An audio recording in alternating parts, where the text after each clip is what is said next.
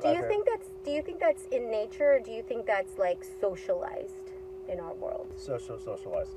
But there's a lot of but I believe the avatar way to look at it is harnessed emotions are very, very powerful.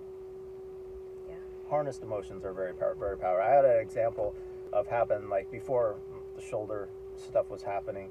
I was at my place, and there was an explosion that happened outside, probably 100 feet away from where I was. My intuition said, "You're okay." I didn't even like get up to like look. Situation. Then I was watching a lot of video of body cam. For some reason, I'm getting into body cam and a lot of like some funny stuff and some like horrible stuff, like even having more compassion for police for some shit they got to deal with, like, and a lot of different stuff. I just like watch these videos, and that they put them a lot of them. They're very entertaining.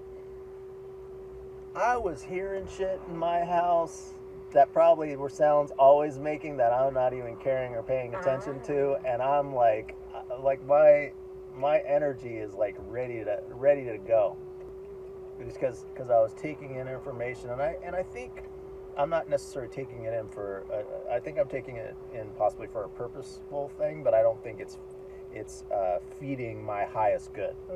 But I think I'm taking in for a situation, but it might be because my vibration is a little lower vibrating and a little off. I might be taking in this stuff because that's where I currently am. But I'm aligned with like that's purposeful. But now I'm going to stop watching it as much. I decided right now. It served its good, but that's in the past. For sure. So it shows like what you're into and what you're feeding and everything. It's creating our reality. It's creating our future. It's like creating our reality and manifesting our future 100%. Because I'm mostly I had times like a long time early in my spirituality. There's somebody left a bag in front of a place, and they had like the police showed up to go, and I just walked right in the coffee shop. I was like, "There's a bomb in there. I wouldn't have come to this coffee shop." And I just like I just walked right into the place. And they had people are like, "What the hell?" That's how I've been for a long period of time. But I've noticed when I'm consuming, like, think of like what you're reading, obviously we think of what we're eating as nutrition, but the people that we're around, like all these different elements that we're taking in, that is our nutrition.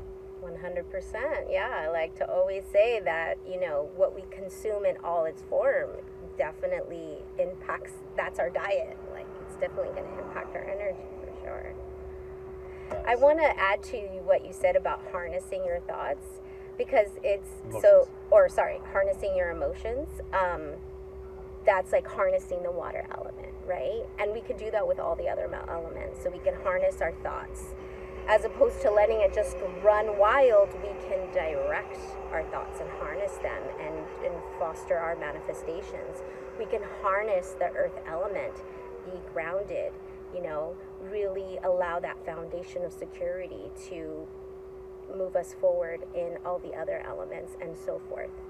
So harnessing those elements as it reflects in our human self can make all the difference in our life. That's us being more active, less passive in our life, living with more intention, which is living in more alignment with the divine structure of how humans are intended to live, and in more alignment with bringing in the divine or what's sacred, or however you want to, word that for yourself. We are actually embodying creation and the creatrix in our life by living with intention and harnessing those energies into our daily life.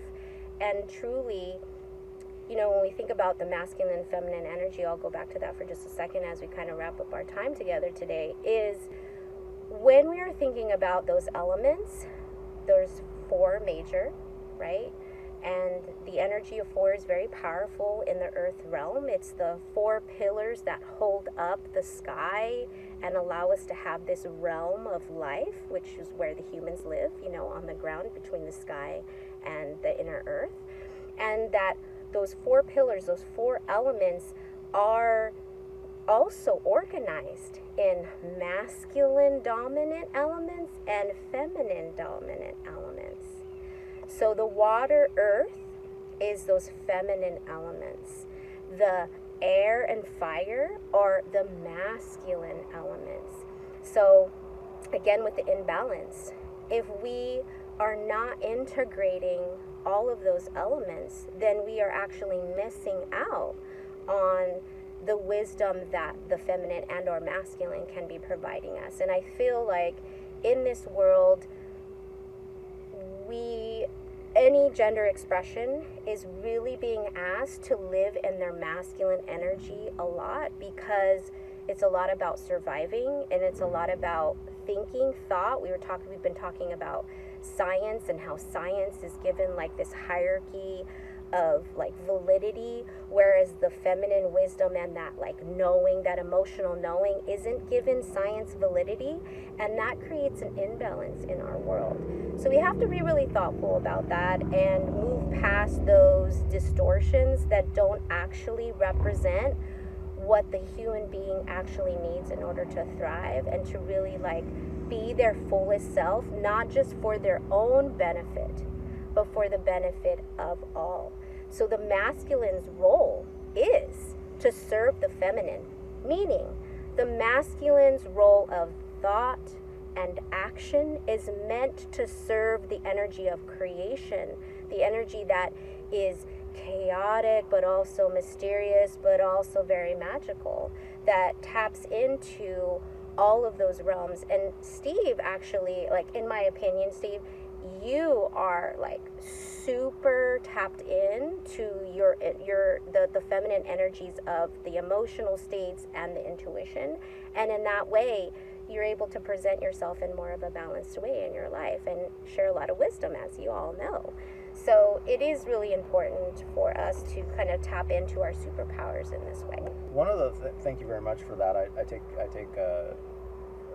don't say it much, don't hear it from people that much, and I think a lot of that is people knowing that and expecting it, so it doesn't need to be said. And sometimes rarely it's people being jealous of it to a fact. But I take much pride in it, and one of the reasons why I did it when I was early into my spirituality, I noticed that I wasn't, because it was important to me at the time, still important, but it's not, it may make the top 10 at sometimes, was that I was making a lot of business mistakes. And then I noticed a lot of business people talk about making that gut decision. And I noticed that gut decision is something that, because your intuitions in your gut, that's something that a lot of feminine society wants people to break out of their feminine energy. Yeah, because then you can be easily manipulated, right? For sure. And we're not everybody, but both masculine and feminine aren't. A lot of times we're trying to make all women are my issue, or all men are my issue, but it's really a high level. Sorry, it's really a small percentage people at the high level, not high vibrating, but at a high level of the hierarchy in the world that are benefiting from that. And a lot of times people think that they're kings, but they're really pawns. He said it. and they're because sure. They think that they're benefiting from it, but we're all getting shit sandwiches. Yeah. So going back to a lot of the things that she was saying over the last 10 minutes, was lots of wisdom. Listen to that like several different times, but into that bird that's up in a tree, looking at a lot of things that are going in society, seeing a lot of different things, tapping into the earthly energy of the tree as it's sitting there, and it's built the nest, its family's fed, it's eating, and it's sitting up there just singing. Yeah. Because even though you may not be aware of it, I wasn't aware of it until Krisna and I came together and letting go of it, and it's a constant thing of being put out of it, back into it, put it. I mean, going back and forth of oh, things aren't coming together, I'm in scarcity, to no, you're a superhero. Just bouncing on that. Just notice you are that bird and tap into that's there singing on that tree, and everything is coming to you whole and complete and perfect. You are aligned with who you truly are. Do you want a final note? Final note, I want to invite you to, if you resonate with what we've been sharing today, please take time to ponder what is that core element that you've been walking with, that the divine structure of the human template has provided you. Like, what is that? What's that element? And if you need some support, reach out to me. Like, I love talking with people about this. I shared this with Steve, and I love sharing what our elemental superpower is. It's like a passion of mine. And then once you have that understanding, start taking note. What are some of the other elements that come in and out of my life that I use frequently? And what are the ones that I really shy away from because they're hard? And challenge yourself. Once you're grounded in those others, challenge yourself to start practicing them so that you can move into your avatar state. And that's my invitation for you today. And one more thing, remember what you're practicing for. Yes.